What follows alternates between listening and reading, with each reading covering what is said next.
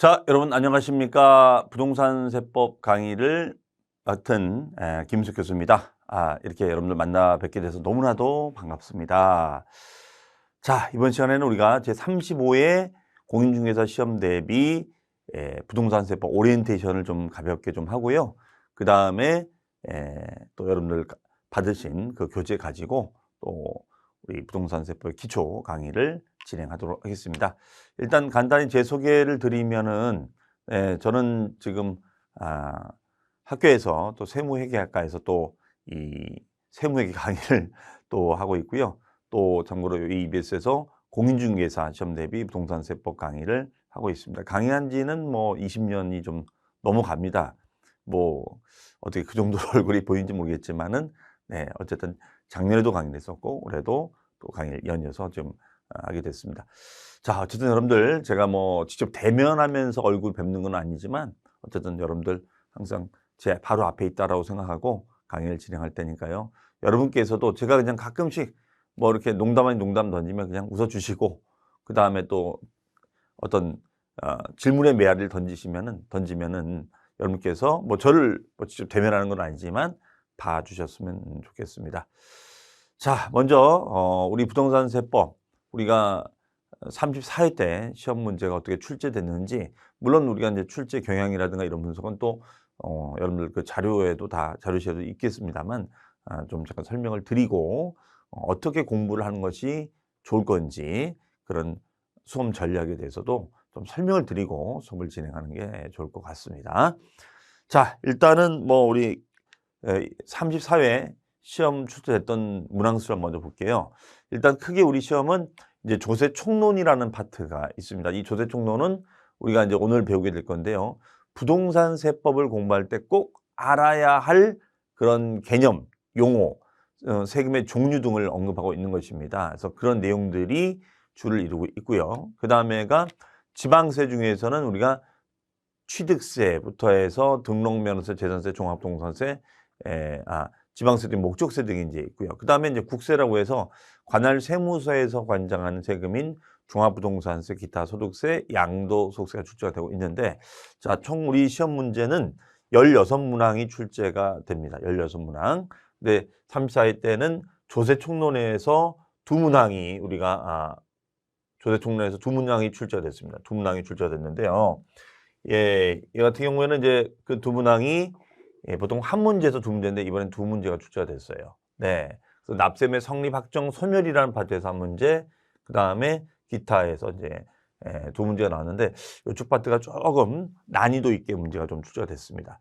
자, 그 다음에 취득세, 등록면허세, 재산세, 지방세의 목적세 등의 지방세는 우리가 골고루 두 문제씩 우리가 출제가 됐습니다. 그 다음에 이제 국세에서는 종합부동산세가 두 문제, 보통 이제 한 문제 정도 나오는데 두 문제가 나왔던 것이 특징이 되겠습니다. 그 다음에 여기 있는 재산세는 보통 두 문제에서 한 세 문제 정도 나오는데 올해는 두 문제가 나오고요. 등록면허세는 한 문제에서 한 두 문제가 나오는데 두 문제가 출제가 됐습니다. 아주 뭐 균등하게 출제됐고요. 그 다음에 기타 소득세에서 한 문제, 이때 기타 소득은 이제 주택 임대 사업자에 대한 세금 문제가 출제가 됐습니다. 그 다음에 양도소득세가 보통 5문항에서 7문항 정도 출제가 되는데 올해는 이제 5문제가 출제가 됐습니다. 자, 그래서 평균적으로 출제 비율은 뭐 이렇게 볼 수가 있겠습니다. 그러면 가장 출제 빈도가 높은 세목은 뭐니 해도 양도소득세가 되겠습니다. 양도세 여러분들 아마 들어보셨을 거예요. 네.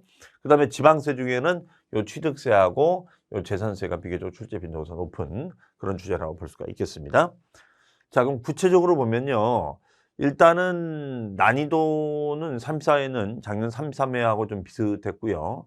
그다음에 난이도 상위 문제가 계산 문제 포함해서 올해 한 4문제 정도 출제돼서 보통 제가 좀 현장에서 이렇게 만나보고 해보면은 한 8문제에서 잘 맞으신 분은 한 13문제까지도 맞으셨더라고요. 물론 다 이제 서로 느끼는 바가 또 틀리고 또 현장에서의 또 실수 등이 있을 수 있기 때문에 하지만 그 정도 그래서 대략적으로 점수를 득하신 것으로 예상하고 있습니다. 자, 이번 시험 문제는 조세 총론 문제가 좀 난이도가 높게 출제됐어요. 그래서 체감 난이도가 좀 어려웠었다 이렇게 얘기를 하고 있습니다. 그다음에가 이제 취득세에서는 우리가 두 문제가 나왔는데 특이사항은 개정세법 지문이 출제됐었다는 거예요. 물론 이제 개정사항에 대해서는 제가 뭐 시험 보기 전에 다 정리를 한번 해드렸기 때문에 그 개정사항 정리하고 들어가신 분들은 그게 어렵지 않게는 접근이 됐을 거라고 봅니다. 그다음에 등록면허세는 뭐 비교적 쉽게 출제가 됐고요. 그다음에 재산세는 기존의 기출문제를 응용해서 출제가 됐습니다. 그래서 기출문제를 좀 명확하게 연습을 하고 들어가셨던 분들은 조금 응용이 된 거기 때문에 점수를 득할 수 있었지 않았을까 생각합니다. 다만 이제 거의 출제가 되지 않았던 고급 선박 문제가 출제가 돼서 좀 당황을 했었는데 사실은 이제 이 고급 선박은 우리 중개사 업무하고 상관이 없거든요. 그래서 그런 부분들을 굳이 출제할 필요가 있었는가라는 아쉬움이 있는데 어쨌든 출제가 됐습니다. 자, 그다음에 이제 표준세율 내용들도 이제 우리가 출제를 했는데 바로 이제 그동안 내지 않았던 이 부분을 출제했었다라는 얘기가 되겠습니다. 그다음에 이제 종합부동산세는 역시 이번에 중요 개정된 과세표준 등의 지문이 출제됐는데 비교적 무난하게 출제됐습니다. 그다음에 기타 소득세에서는 주택 임대 사업자에 대한 수익금액 계산 문제가 우리가 출제가 되었는데요. 네, 여기서는 간주 임대료 산정 시 제외되는 소형 주택을 이해하고 있는지 이런 내용을 알고 있는지를 출제를 하였습니다.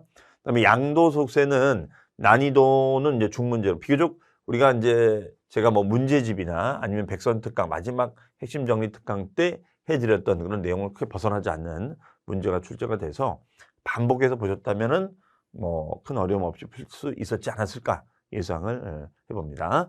자, 그러면 과연 이제 여러분 35회를 준비하시는 여러분들께서 어떻게 준비를 하는 게 좋을 거냐? 자, 우리 공부에는 왕도가 없다 이런 얘기를 합니다. 하지만 효율적인 방법은 있겠죠. 근데 효율적인 방법을 무슨 대단한 어떤 방법이 있는 걸로 봤지만 크게 뭐 없네요. 그렇죠? 하지만 이게 사실은 가장 중요한 거라고 저는 생각합니다. 자, 먼저 첫 번째 보시면은 우리 이번 시험에도 역시 뭐 특이한 문제들 빼놓고는 기출 문제를 응용해서 출제를 많이 했어요. 그래서 가장 좋은 우리가 문제는 기출 문제입니다. 그래서 보통 우리가 최소 3개년치 기출 문제를 분석을 해서 어떻게 우리가 응용이 될 수 있는지를 예상을 해보고 그 다음에 이거를 이 단원에 이 내용을 이와 연관된 내용을 우리가 이해 위주로 학습을 해야 된다. 자, 제가 뭐라고 했죠? 이해 위주. 그러니까 이해 위주라는 말의 의미는 뭐냐면요. 일단은 문장을 해석할 수가 있어야 된다. 자, 우리 법이라는 과목의 특징은 뭐냐면요. 법이라는 과목의 특징은 해석의 학문이에요. 해석. 왜냐하면 이 법이라는 이 과목의 특징은 일반적인 우리 일상생활에서 사용하는 언어들이 아니거든요. 정말 낯선 지문들이 나옵니다. 물론 이 수업을 듣는 분 중에는 뭐 법 전공 하신 분들은 뭐 수월하시겠지만 그렇지 않은 분들이 많으시겠죠. 특히 뭐 이과 계열, 공학 계열 전공을 하셨던 분들은 정말 저게 무슨 말인가 하실 수 있을 겁니다. 과목 들어보시면요. 그렇기 때문에 일단은 우리가 이런 용어를 이해하는데 여러분들이 주안점을 두셔야 돼요. 제가 항상 강조하는 게 용어입니다. 용어고 용어에 대한 개념 정리가 먼저 돼 있어야 된다. 그리고 나서 이제 이해 이준이가 그럼 교수님 이해만 하면 되는 건가요? 라고 이제 말씀 물어보신 분이 계시는데 제가 이해 위주라고 그랬지 아예 암기를 하지 말아라 라는 뜻은 아닙니다. 자, 이해가 됐으면은 중요사항은 당연히 암기하셔야죠. 중요사항은 당연히 암기를 하셔야겠죠. 네. 자, 이런 내용이 이제 핵심이라는 거 말씀드리고요. 그 다음에가 이제 역시 이번에도 중요 개정세법 지문들이 많이 등장이 됐어요. 그래서 중요 개정세법 지문은 철저하게 학습을 해야 된다. 물론 이 부분은 제가 해드릴 거예요. 제가 이제 쭉 진행하면서 이 부분이 개정됐습니다. 또 마지막 우리 최종 정리할 때도 개정사항은 또 정리를 해드릴 겁니다. 세법은 특히 뭐 매년 개정이 되기 때문에 그런 개정사항은 제가 별도로 강의하면서 진행할 거고요. 다만 지금 35회 시험 대비 내년 그 개정사항은 그렇게 많지는 않아서 크게 우리가 염려할 정도의 개정사항은 많지 않다. 이렇게 예상을 하고 있습니다. 다만 이제 국회가 열려 봐야지 알기 때문에 그 부분은 이제 우리가 이제 뭐 1월 달, 2월 달 그때 될 때 어느 정도 확정이 되니까 그때 가서 또 말씀을 드리겠습니다. 자, 그다음에 우리 기출 문제를 풀어보는 것도 중요한데 우리는 모의고사에 대한 실전 연습을 해야 된다.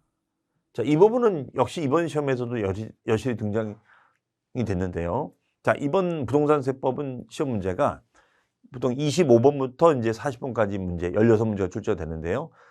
이번에는 처음에 25번하고 26번 문제 요 두 문제가 좀 어려웠어요. 그래서 그냥 풀자마자 막히니까 막 당황을 해가지고 중간부터는 문제가 쉬웠거든요. 그런 내용을 모르고 푸신 분들은 굉장히 이제 심리적인 압박을 받다 보니까 실수로 놓치는 문제들이 많았을 것 같아요. 하지만 이제 모의고사를 이제 여러 번 연습하셨던 분들은 제가 그러거든요. 일단은 무작정 문제를 여기 땅 보지 마시고 한번 약간의 여유를 부리고 전체를 한번 봐라. 전체 문제의 흐름을 딱 보고 앞에가 쉬운지 중간이 쉬운지 끝에가 쉬운지를 보면은 대충 알 수가 있거든요. 그래서 이번에는 앞에가 좀 약간 어려웠고 중간부터 쉬웠던 그런 문제들로 구성이 됐거든요. 그래서 그러한 패턴을 또 그러한 흐름을 좀 이해하면서 문제를 푸셨던 분들은 소개 목적을 달성할 수 있었을 거라고 봅니다. 근데 이런 것들도 평상시에 모의고사 연습을 하고 들어가셔야지 시간을 재놓고 모의고사 연습을 하고 들어가지 않으시면은 뭐 읽을 땐 다 이해하시고 시간 많으니까 이렇게 이해도 잘 되시고 하시지만 어차피 시험 문제는 시간을 재놓고 푸는 거거든요.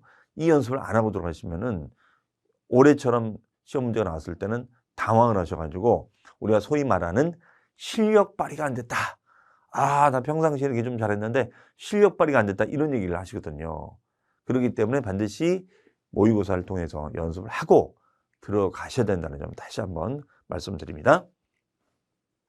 자, 그러면 이제 35회 수험 대책에 대해서 말씀드렸고요. 그 다음에 이제 하나 더 첨언을 하면 우리가 시험에 합격할 수 있는 가장 큰 비결은 딱 두 글자입니다. 바로 제가 항상 강조하는 반복입니다. 반복하니까 가능한 거예요. 반복하니까 가능하다. 반복. 한 것도 하고 하는 거죠. 그래서 여러분들이 왜 이 기초 입문부터 중요한 거냐면 물론 이 수업을 듣는 분 중에는 뭐 올해 좀 시험 공부를 좀 하다가 또 오신 분도 계실 거예요. 또 어떤 분들은 뭐 기초니까 기초는 좀 건너뛰고 뭐 기본이나 심화부터 하지. 절대 그러시면 안 돼요. 자, 내가 안다고 할지라도 처음부터 차근차근 기초를 쌓아두는 것이 매우 중요합니다. 그런데 그걸 다 건너뛰고 그냥 이게 무슨 운전면허 시험이 아니거든요. 그래서 기초 강의 듣고 기본 강의 듣고 핵심 강의 듣고 문제풀이 듣고 특강 듣고 적어도 5, 6번을 반복하는 거예요. 그런데 여러분들이 물론 이 수업을 듣는 분 중에는 뭐 젊으신 분도 계시겠지만 이제 뭐 은퇴를 앞두고 뭐 좀 인생 제 2막을 위해서 공부하시는 분도 많이 계실 거라 봅니다. 그런 분들께서는 이게 소시적인 공부가 됐었는데 저도 마찬가지예요. 이게 나이를 먹으니까 이해는 빨라요. 이해는. 뭐 삶의 지혜가 있으니까. 그런데 돌았으면 까먹고 돌았으면 까먹습니다. 그러니까 그걸 어떻게 해야 되느냐. 결론은 반복밖에 없어요. 반복. 보고 또 보자. 네, 그런 말씀을 드립니다. 그래서 지금 천천히 기초부터 이렇게 여러분들 따라오시고 반복을 해 주시면 좋을 것 같습니다. 자, 그리고 끝으로 제가 하나 더 말씀드리고 싶은 거는 뭐냐면 반복할 수 있도록 제가 물론 이제 여러분들이 이 강의를 반복해서 보시는 것도 반복이지만 자, 그다음에 이제 우리가 복습을 해야 되잖아요. 네, 그리고 세법은 이제 다른 거 이제 과목이 많다 보니까 다른 과목 하다 보면 뭐 민법이나 개론이나 공법을 하다 보면 이 세법을 생각보다 평상시 학습을 못할 때가 있어요. 그런데 이 부동산 세법도 지금은 난이도가 많이 높아졌기 때문에 일찍 시작하지 않으면 안 되거든요. 그래서 제가 따로 별도로 이제 밴드를 통해서 여러분들을 관리를 해드릴 겁니다. 밴드. 그래서 밴드명을 적어드릴게요. 밴드명은 자, 물론 세법이 재미는 없습니다만 이름을 제가 펀펀 재미있는 세법 자, 투로 검색하셔야 돼요. 투입니다. 투 반드시 투로 입력하셔서 검색하셔야 돼요. 네이버에서. 자, 그다음에 비번이 있습니다. 비번을 꼭 비번도 틀리셔가지고 밴드에 가입을 못하신 분들이 계세요. 비번 다시 한번 정확하게 말씀드리면 5532번입니다.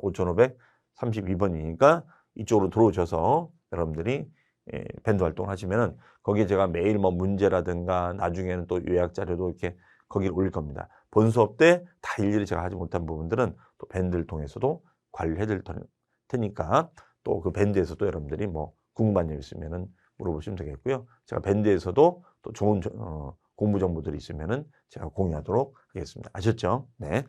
자, 그다음에 끝으로 저는 이제 공인중개사 이제 교육도 하지만 제가 이제 공인중개사 시험에 이제 여러분들이 만약에 합격을 하셨다.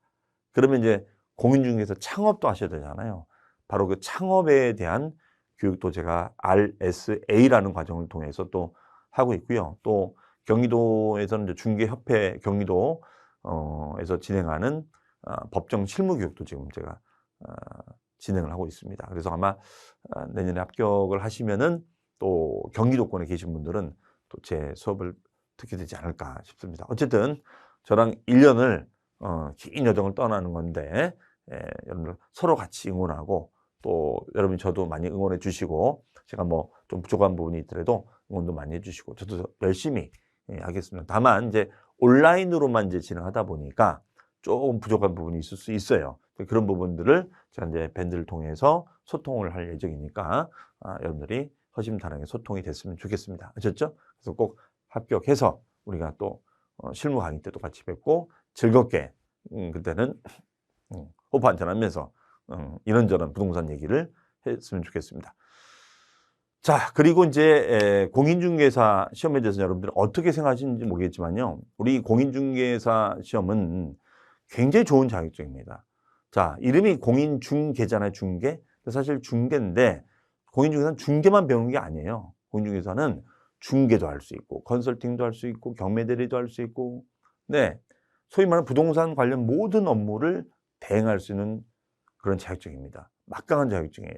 그리고 공인중개사 자격증을 가지고 따셔가지고 여러분들이 부동산 대학원을 가시든 아니면 요즘은 사이버대 부동산학과 많이 있죠. 그 부동산학과를 입학하시면은 장학금 혜택이 다 있습니다. 그러니까 하다못해 이거 자격증 들고 가면 장학금에도 갈 수 있다. 자, 이런 혜택이 있으니까 굉장히 좋은 자격증 공부하신다 생각하시고 여러분들 하는 과정이 때로는 힘들고 지칠 때가 있습니다. 하지만 여러분들 힘내시고 저랑 같이 배 타서 쭉 1년을 같이 갔으면 좋겠습니다. 아셨죠? 자, 그러면 이제 오리엔테이션 이 정도로 하고 바로 이제 우리가 조세 총론으로 가도록 하겠습니다. 자, 여러분들 그 교재로 가시면 될 것 같아요. 여기 보시면 이제 조세 기초 이론이 돼 있죠? 네, 교재 기초 이론. 자, 요 내용부터 이제 우리가 가도록 하겠습니다.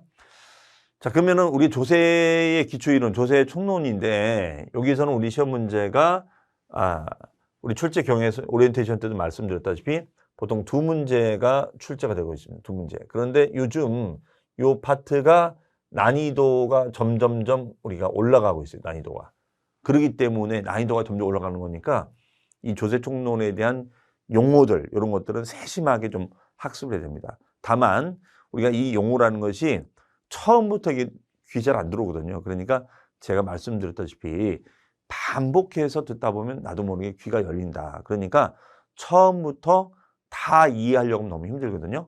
그러니까 여러분들이 뭐 모르면 모른다고 넘어가는 겁니다. 그리고 우리 기본서가 나오면 기본서 가지고 또 강의할 거예요. 그러면 그때 가서 또 반복할 겁니다.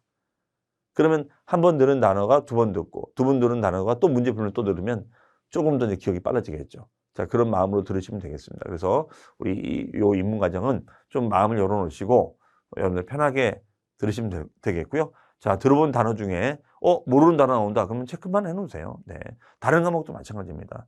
그래서 어떻게 한국말인데 내가 저게 이해가 안 가지? 그럴 수 있어요. 왜? 생소한 단어니까. 그래서 그런 부분은 여러분만 그런 것이 아니라 다 마찬가지니까 여러분들이 좀 편하게 들어주시면 좋을 것 같습니다.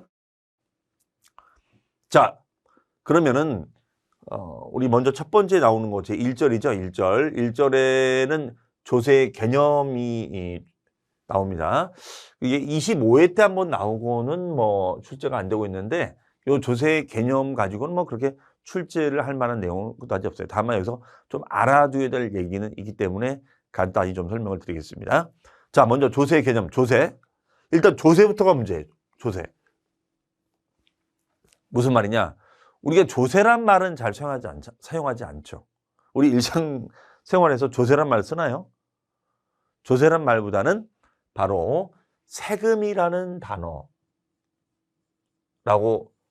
것을 많이 쓰죠. 세금이다, 텍스다. 그렇죠? 이것을 우리가 이제 법률 용어는 조세 이렇게 얘기합니다. 그러면 세금은 여러분들 누가 거둘까요? 여기 우리 교재에 써진 것처럼 맞습니다. 국가나 지방자치단체가 걷어요. 왜 걷냐면 바로 이걸 우리는 이제 재정이라죠. 재정 수입이라고 하죠. 재정. 국가 재정, 지자체 재정 수입을 조달할 목적으로 우리가 거두는 거죠. 그럼 누구한테 거둘까요? 저나 여러분한테. 그렇죠. 국민으로부터 걷겠죠. 국민으로부터. 자, 국민. 그런데 국민이라는 단어를 우리는 통상적으로 쓰지만 우리 세법에서는 국민이라는 용어를 쓰지는 않습니다. 바로 납세자라는 용어를 씁니다. 납세자라는 용어를 써요. 납세자. 그러면 납세자인 국민으로부터 재정 수입을 조달하기 위해서 거두는 세금을 우리는 조세다. 이렇게 얘기를 하고 있습니다. 그러면 그 납세무자인 국민은 개인도 될 수 있고 법인도 될 수가 있죠. 네. 즉 기업인 법인도 될 수가 있겠죠. 바로 이 자가 납세자가 된다라고 보시면 되겠어요. 자, 여러분들 뭐 메모할 거는 꼭 필요한 것만 메모하세요. 굳이 뭐 내가 알고 있는데 메모할 필요는 없습니다. 그래서 꼭 필요한 것만 여러분들이 알아서 메모하시고요. 저는 이제 설명을 위해서 제가 메모하는 거니까 그 부분에 대해서는 너무 필기에 너무 집중하지 마세요. 지금은 어차피 우리 기본서 가지고 또 제가 이렇게 체크해 드릴 거니까 꼭 필요한 부분만 체크하시고 밑줄 치시면 되겠습니다. 자, 그럼 다시 정리해 보면 우리가 세금이라는 조세는 누가 걷는다고요? 국가 또는 지방자치단체가 주체가 되어서 우리가 국가재정이라는 게 뭘까요? 뭐 치안 유지, 그다음에 국방 예산, 교육 예산, 복지 예산 등등등 있겠죠. 이 수많은 예산. 거의 우리나라가 한 500조가 넘어가거든요. 그 500조 이상의 그 예산을 집행하기 위해서는 돈이 필요하죠. 그러면 당연히 돈을 버는 주체인 개인이나 기업한테 세금을 받아내야겠죠. 그래서 거두는 것이다. 자, 어려운 얘기 하나도 없습니다. 자, 그런데 이거는 의사를 묻고 걷습니까? 아니죠. 얘는 그냥 강제적으로 걷습니다. 강제적으로 우리가 거둬들이고 있다는 것이죠. 자, 이상의 내용을 다시 조세 특징이라고 요약을 해놨습니다. 자, 볼까요? 자, 특징 뭡니다. 먼저 과세 주체는 국가 또는 지방자치단체다. 그럼 여러분들 국가가 주체가 되면은 이 세금을 뭐라고 할까요? 국가가 주체가 되면 이 세금을 뭐라고 할까요? 국자 붙이면 되고 세자 붙이면 되겠죠. 국세라고 하면 됩니다. 국세. 그다음에 지방자치단체가 나와 있죠. 그러면 지방자치단체는 뭐라고 하면 좋을까요? 네, 지방세. 네, 지방세로 하면 됩니다. 지방세로 하면 되죠. 다만 요 지방자치단체는 우리가 뒤에도 나옵니다만 크게 둘로 나눠집니다. 광역단체하고 기초단체로 나눠요. 광역단체는 어떻게 되느냐? 특별시, 광역시, 도가 주체가 되는 세금도 있고요. 특강 밑에는 구가 있고요. 그다음에 도 밑에는 시라든가 군이 있습니다.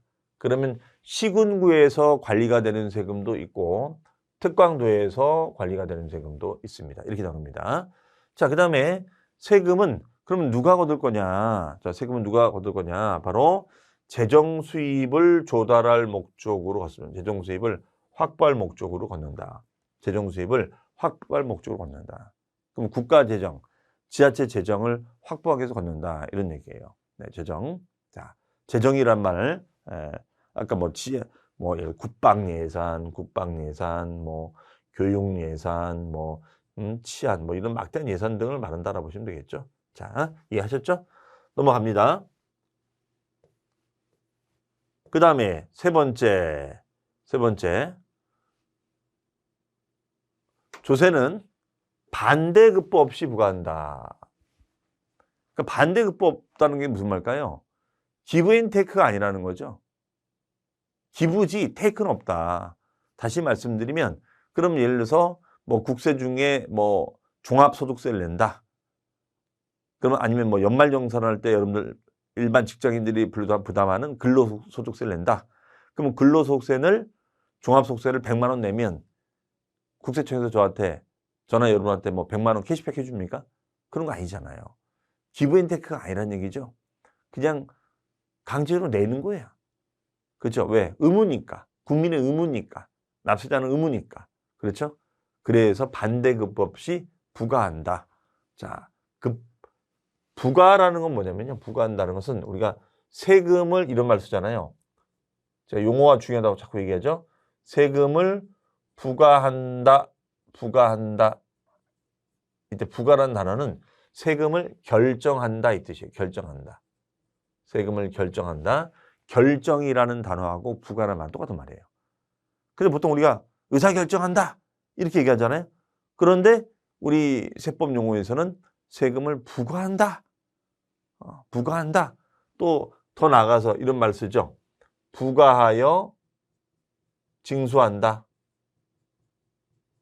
자, 이러한 표현 많이 쓰거든요. 무슨 세금을 부과 징수한다 이런 말을 많이 써요. 그러면 부과가 뭐라고요?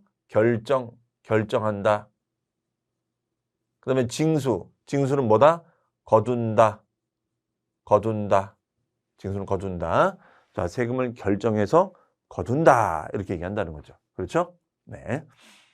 그다음에 네 번째, 조세는 법률에 규정하는 과세 요건을 충족한 자, 이 자를 우리는 뭐라고 한다? 세 글자로 방금 위에서 국민을 뭐라고 한다고 했었죠? 국민을? 벌써 까먹었습니까? 자, 납세자라고 했잖아요. 납세자라는 말 썼었죠. 납세자. 자, 납세자한테 부과하는 것이죠. 자, 그다음 여기서 말하는 과세 요건이라는 게 뭐냐라고 또 명시하고 있습니다. 과세 요건. 다시 말하면 세금을 부과할 때는 반드시 필요한 요건이 있다 이거예요. 그게 바로 뭐냐면 세금은 누가 낼 건지, 바로 누가 낼 건지 이거에 대한 문제가 바로 납세 문제입니다. 그 다음에 무엇에 대해서 과세할 건데, 네, 내가 세금 왜 내는 거야? 그렇죠? 누가 내는 거냐? 개인이 내는 거야? 뭐 법인이 내는 거야? 아니면 소득이 생겨서 내라는 거야? 아니면 재산을 얻어서 내라는 거야? 이런 것 등이 결정되겠죠. 그 다음에 얼만데? How 얼만데? 네? 얼마야 이거? How much? 얼마야? 만약에 내가 뭐 중개를 했다. 그럼 중개 보수를 받으면 뭐 이제 월세 내고 또 홍보비 내고 블로그 마케팅 해야 되고 등등등. 그러면 다 비용 제하고 남은 돈이 얼마야? 도대체 남은 돈이 얼마야? 그것이 바로 과세 표준이 되겠죠. 그러면 과세 표준을 다 세금을 낼 수는 없잖아요. 그러니까 여기다가 곱하기 일정 프로테이지를 내주면 되겠죠. 이것을 우리는 세율이다 이렇게 얘기를 합니다. 자, 그래서 누가 낼 건지, 무엇에 대해서 과세할 건지, 얼마인지, 몇 프로 낼 건지 이걸 결정하자는 것이죠. 자, 이렇게 보시면 되겠습니다. 그 다음에 5번입니다. 5번. 조세는 강제적으로 징수하는 수단이다. 강제적으로 징수하는 수단이다. 예, 기브앤테이크가 아니다. 그렇죠? 일방적으로 거두기만 하는 거다. 이런 얘기죠. 그 다음에 6번째. 요거는 좀 알아두셔야 돼요. 요거는 별표시 하나. 조세 세금은 금전적 급부가 원칙이다. 갈수록 태산이네요. 말이 점점 어려워지고 있어. 자, 금전이라는 말도 잘 사용하지 않아요. 금전. 그렇죠? 그럼 금전이라는 용어는 이게 민법 용어입니다. 민법에 나오는 용어예요. 금전. 그러면 금전하고 똑같은 말은 뭐냐? 현금 등의 납부를 생각하시면 되겠어요. 현금 등. 급부. 네. 그러면은 세금은 현금 등으로 낸다. 아니 교수님 저는 카드로 결제했는데요. 예, 카드도 가능합니다. 과거에는 카드 결제가 안 됐었어요. 그런데 지금은 카드 결제도 됩니다. 일반 현금, 카드 결제, 계좌 이체가 된다는 것이죠. 네. 근데 제가 오프 강의할 때 어떤 분이 갑자기 툭 질문하시더라고요. 젊은 분이. 교수님, 가상화폐는 안 되나요? 가상화폐는 아직 이더리움은 되고 뭐 이거는 아직까지는 안 되는 걸로 알고 있습니다. 어쨌든 현금이나 카드 등으로 납부가 가능하다. 그런데 문제는 세금을 갖다가 뭐 우리가 세금 액수가 적으면 모르는데 갑자기 뭐 세금이 1억이 나왔다, 10억이 나왔다. 특히 뭐 상속세라든가 증여세는 꽤 나오거든요. 그러면 이게 재산이 많은 사람도 갑자기 현찰을 내는 것은 너무나 부담스러운 거예요. 그래서 모 대기업의 회장이 돌아가시면서 재산을 상속해 줬는데 그 세금이 조 단위로 나와 가지고 상속세를 갖다가 지금 나눠서 내고 있거든요. 이건 뭐 기사에 나온 얘기인 거니까 아마 대충 어떤 회사인지 알 겁니다. 그러기 때문에 이거 여기 현금으로 납부한다는 것은 일시납을 의미하는 거거든요. 일시납 한꺼번에. 그러면 너무나 부담스럽다. 그래서 예외적인 조항을 둔 게 바로 이겁니다. 바로 물납이라는 제도하고 분할 납부라는 제도가 되겠어요. 그러면 물납은 말 그대로 현금 대신에 뭘로? 부동산으로 또는 상속세의 경우에는 주식이나 채권으로도 납부할 수가 있습니다. 예. 이것을 물납이라고 그래요. 물납.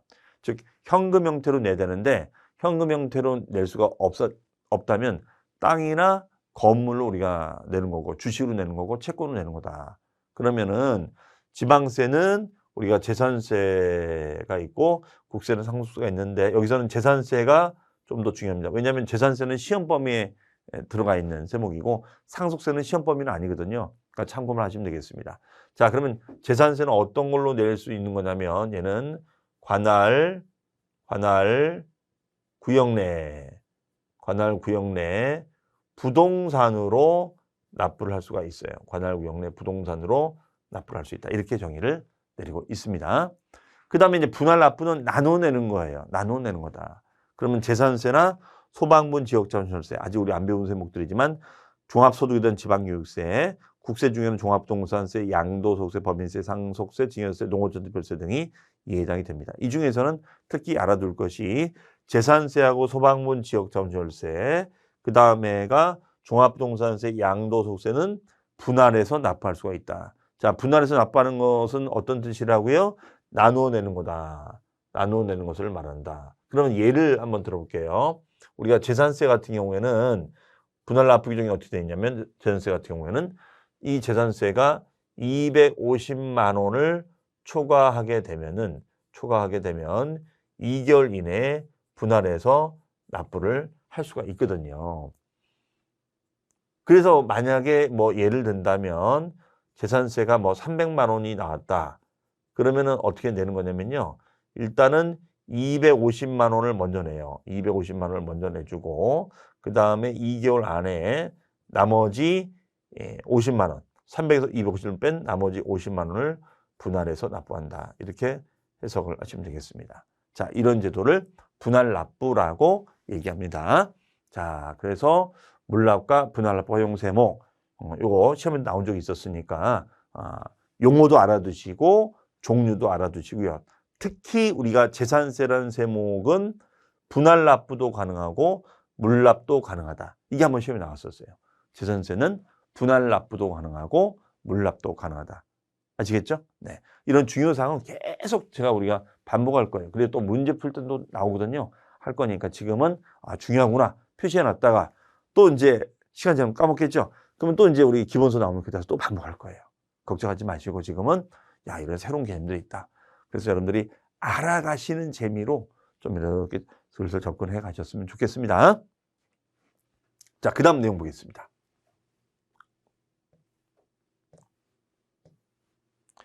그 다음에 제2절에서는 조세 분류가 나오는데 이 분류는 조세 개념보다는 좀 더 중요하겠네요. 보니까 20회 때, 25회 때, 그 다음에 30회 때 최근에는 출제가 됐기 때문에 언제든지 다시 출제가 될 수가 있어요. 자, 이 조세 분류 의미는 이제 이런 겁니다.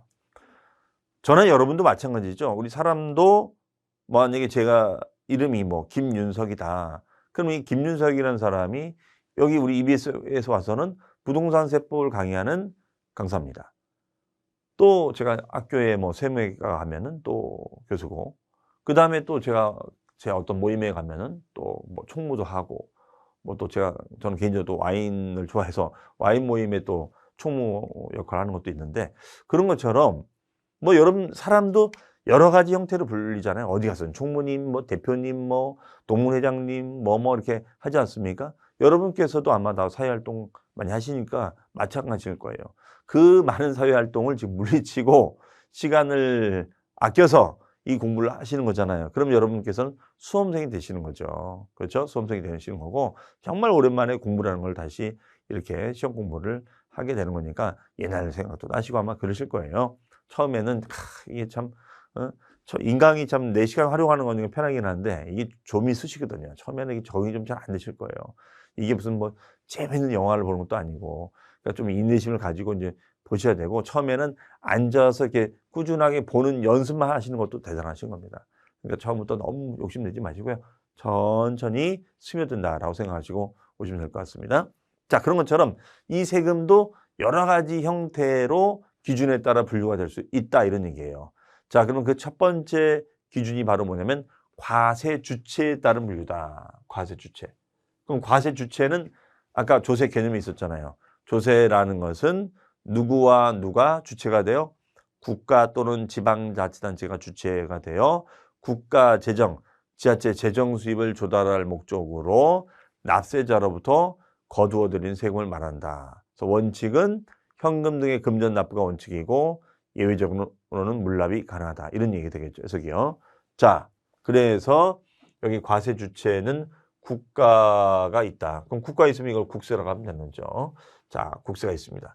그러면 우리가 국세는 우리가 중앙정부에서 다 관리가 되는 것이죠. 그럼 여기는 많은 세목들이 있습니다. 많은 세목들이 있는데, 자, 그 세목의 종류가 이 그림을 통해서 이제 하고 있는데 가볍게 볼게요. 자, 보시면은 국가가 주체가 돼서, 즉 세무서가 주체가 돼서 관리가 되는 세금이 있는데, 여기에는 우리가 내국세하고 관세가 있습니다. 내국세는 우리나라 국내 안에서 일어나는 모든 소득 활동 등에 대해서 부과하는 세금을 말하고요. 관세는 자, 우리가 통관이죠. 통관. 외국으로부터 물건이 수입이 된다거나 했을 때, 또는 수출했을 때 관련된 세금 문제가 되겠죠. 근데 수입 수출과 관련된 세금은 우리 시험 범위가 아니기 때문에 이건 여러분들 그냥 참고만 하시면 될 것 같고요. 그 다음에 요 내국세에는 보통세하고 목적세가 있다. 더 디테일하게 구분되고 있죠. 자, 보통세는 뭐냐면요. 보통세는 우리가 세금을 거둘 거 아니에요. 그러면 세금을 거두면 세금의 수입이 들어오겠죠. 이것을 두 글자로 우리는 세수라고 합니다. 세수. 자, 그러면 세수가 들어오면 세수 수입이 들어오는데, 그럼 세수 수입을 이제 사용을 할 거 아니에요. 사용을 해야죠. 재정 집행을 해야겠죠. 그러면 재정 집행을 할 때 사용 목적, 사용의 제한이 있느냐? 사용의 제한이 없다라고 정의합니다. 사용의 제한 없이 두루두루 다 쓸 수 있는 거예요. 사용의 제한 없이.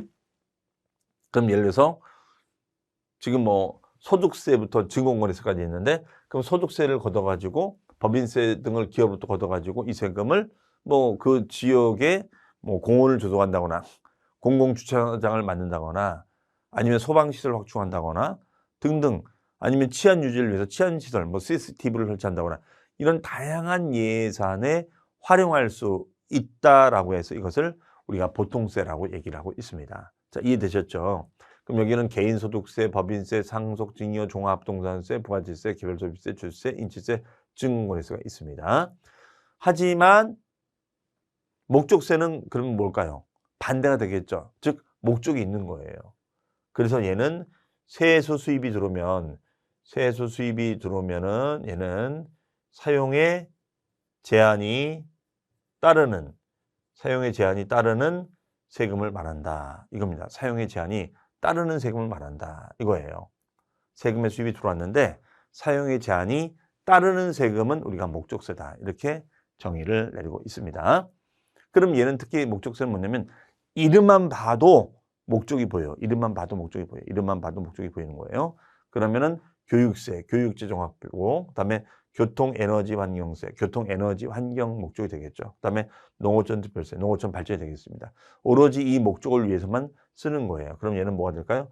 교교농. 네, 이거는 암기상 교교농 세가 되겠다. 교교농 세가 되겠다. 이런 얘기가 되겠습니다. 그다음에 이런 보통세, 내국세 중에 보통세는 직접세하고 간접세가 있는데, 직접세는 얘는 뭐냐면요. 납세 의무자와 자, 또 처음 나오죠. 담세자라는 사람이 있어요. 담세자. 담세자는 세금을 부담하는 자를 담세자라고 그래요. 이것이 1차면 직접세. 만약에 이것이 1차하지 않으면 이것을 간접세라고 합니다. 간접세. 그럼 이런 제도를 왜 만들었냐? 이거는 간접세 때문에 이걸 만든 거예요. 간접세. 간접세 때문에 이걸 만들었는데, 자, 이 부분에 대한 좀 설명을 제가 더 추가적으로 할 건데, 그건 또 뒤에 또 나오니까 이 부분은 다음 시간에 더 자세히 또 설명을 드리도록 하겠습니다. 자, 우리 이번 시간에는 우리 첫 시간 부동산 세법을 출제가 어떻게 되고 있고 공부를 어떻게 하는 것이 좋을 건지 오리엔테이션을 좀 가볍게 해드렸고요. 그 다음에가 조세 총론에서 조세 개념에 대해서 살펴봤고, 조세란 무엇이 어떤 종류가 있는지, 국세와 지방세 중에서 국세에 대한 세목에 대해서 학습을 해봤습니다. 자, 그럼 잠시 뒤에는 우리가 두 번째 시간에는 조세 분류에 대해서 더 자세히 살펴보도록 하겠습니다. 차 한잔 마시고 하겠습니다. 감사합니다.